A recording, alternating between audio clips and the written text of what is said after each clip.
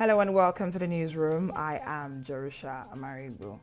Governor Babajide Sanwo-Olu has approved full reopening of markets following COVID-19 lockdown.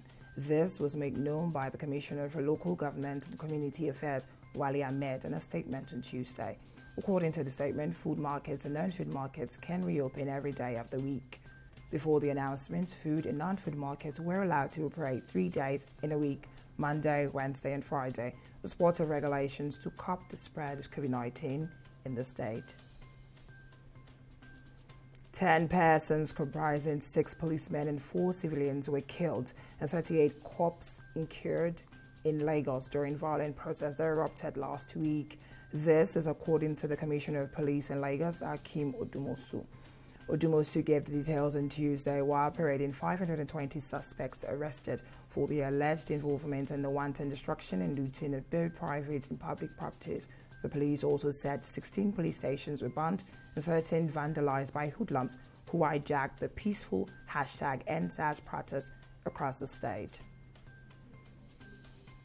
Several Nigerians on Twitter have expressed dissatisfaction over the oath of secrecy administered on members of the judicial panel of inquiry set up by the Lagos State Governor Babajide Sanwo-Olu. The oath of secrecy was administered on panel members just before the commencement of the sit-in. The panel, which is to investigate the shooting of unarmed protesters at the Lekki Toll Plaza on October 20, 2020, began sitting today. According to the tweet, the state government should try to build trust among the youths, and the oath of secrecy could undermine this.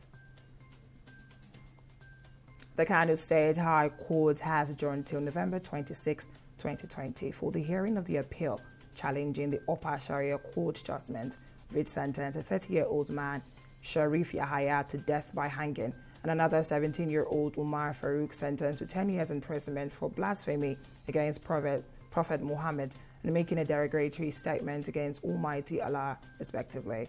Yahaya and Farouk, through one of their lawyers, had filed a suit before the Kano State High Court to appeal the judgment of the Sharia Court sitting in Hausawa, Filin Hoke in Kano State. When the case came up for hearing, the appellants were absent but sent in their messages through the representative seeking an adjournment of the premises that they had served on short notice and could not make it down due to the civil unrest in Lagos State.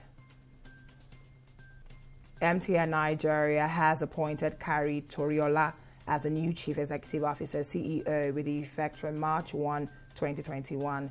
In a statement by MTN Group, Toriola, who is the current Vice President for MTN Group's West and Central Africa region, will take over from Fedi Molman, who has served as CEO of MTN Nigeria for the past 5 years. According to the statement, Toriola, in his 5 years as VP of MTN's Weka region, has overseen the steady progress of the operating companies in the region, notably the turnaround of MTN Ivory Coast and MTN Cameroon over the past 2 years. It further noted that MTN Group owns 78.8% of MTN Nigeria, and it contributes around a third of the group's service revenue.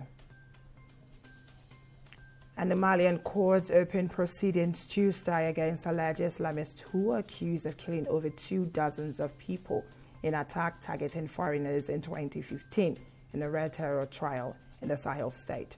The attack in the capital, Bamako, were among the first to explicitly target Westerners in Mali, which has been gripped by brutal jihadist insurgency since 2012.